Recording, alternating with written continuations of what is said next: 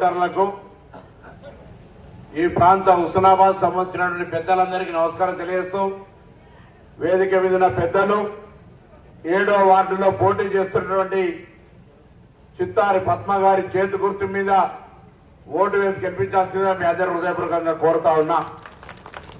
11వ తారీఖు నాడు జరగనున్న మున్సిపల్ ఎన్నికల్లో 20 వార్డుల్లో కాంగ్రెస్ పార్టీ అభ్యర్థులను గెలిపించి హుస్నాబాద్ అనే పేరును అత్యున్నత స్థానాలకు అభివృద్ధిలో అన్ని రకాలుగా తీసుకుపోవడానికి ఇప్పుడు జరుగుతున్న అభివృద్ధిని ఆశీర్వదిస్తూ ఇక్కడ అభ్యర్థులు గెలిపించాల్సిందిగా కోరుతా ఉన్నా. 2 ఏళ్ల కింద హుస్నాబాద్ సంబంధించి ఒక్కసారి ఆలోచన చేయండి.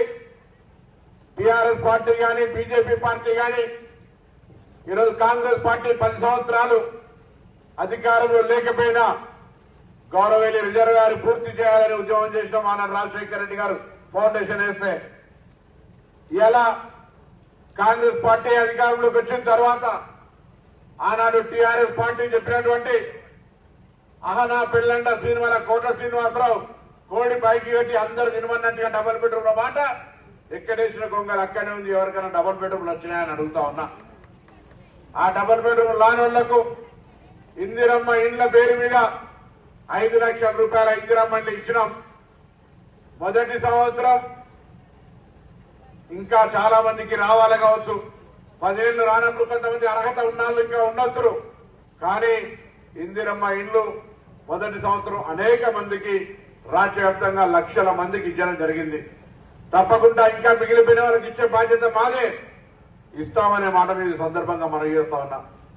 రేషన్ కార్డులు కాళ్లకు చెప్పుల రేషన్ తిరిగినా ఒక్క రేషన్ కార్డు కూడా ఇయ్యలే. ఇవాళ రేషన్ కార్డులు ఎవరికి అర్హత ఉంటే వాళ్ళు అప్లై చేసుకుంటే రేషన్ కార్డు ఇస్తా ఉన్నాం. అంతేకాదు దేశంలోనే 29 రాష్ట్రాల్లో ఎక్కడా లేని విధంగా సన్న బియ్యాన్ని ఇస్తా ఉన్నాం.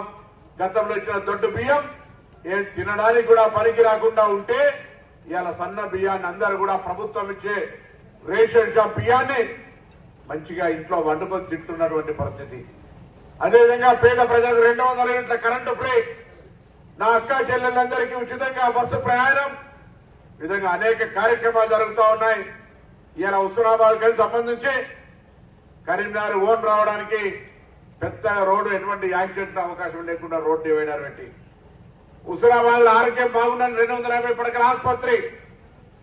అప్పుడు ఇప్పుడు అలసిపోయినా బతుకమ్మ ఆడినా మన ఎల్లమ్మ చెరువు మనకు అద్భుతంగా మరి అక్కడ పోయి ఉంటే ఒక మనశ్శాంతి కోసం కూర్చునే విధంగా ఎల్లమ్మ చెరువును అభివృద్ధి చేస్తా ఉన్నాం. ఈ విధంగా సెటిల్మెంట్ పెట్టాం. ఇక్కడ సెటిల్మెంట్ ఎవరైనా అమ్మాయిలు గృహిణులు పోయి కుట్టు మిషన్ కానీ మరి అదేవిధంగా మగ్గం కానీ బ్యూటీషియన్ కానీ ఇంకా రకరకాల పనులు ఉన్నాయి.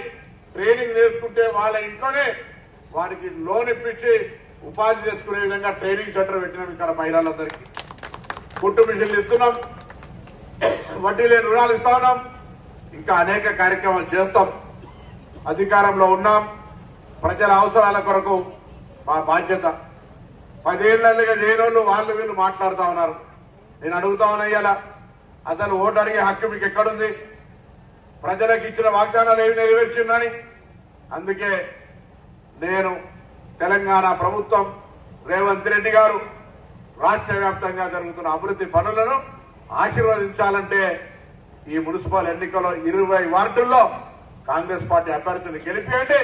హుస్నాబాద్ యొక్క దిశ దశ ఉన్నత స్థానానికి తీసుకుపోయే బాధ్యత నాది అనే మాట మనం చేస్తున్నాం. ఈ ప్రభుత్వ పక్షాన స్థానిక నాయకులందరి సహకారంతో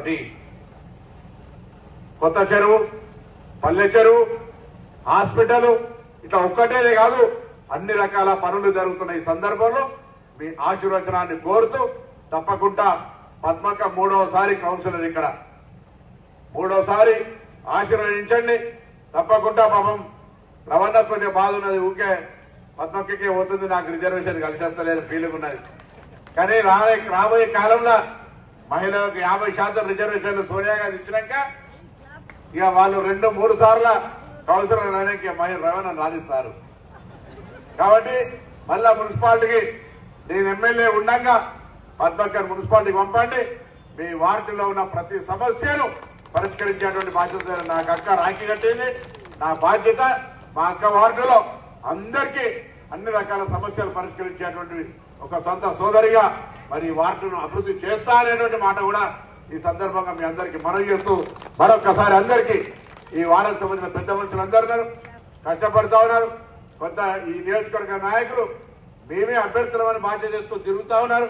ఎన్నికలు అయ్యేదాకా ప్రతి ఓటు మీద ఒక దృష్టి పెట్టి ఒక ఓటు కూడా అవ్వకుండా మనం పనిచేసినాం, మనకు ఆశీర్వచనం కావాలి, మనం ఇంకా పనిచేస్తాం అనేది చెప్పుకుంటా ప్రతి ఓటర్ను మరి కన్విన్స్ చేసేటువంటి బాధ్యత అభ్యర్థి ఇన్ఛార్జ్ స్థానిక నాయకులు చెప్తూ మీ అందరూ కూడా తప్పకుండా కాంగ్రెస్ పార్టీని ఆశీర్వదించండి.